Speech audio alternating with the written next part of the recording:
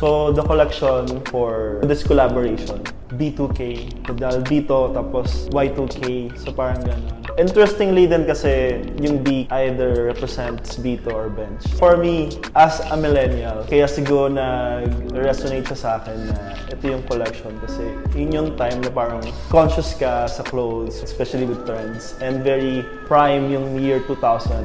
Parang nag-come up ako ng story in Vitoverse. Mas collaborative yung naging nangyari. With my design, inspired dun sa cyberpunk. And then yung styling, I guess yun yung naging, I think, highlight. Interestingly sa collection. Like, tingin ko sa collection, hindi lang siya me individually as an artist, but basically yung styling din, especially with people behind dun sa collection.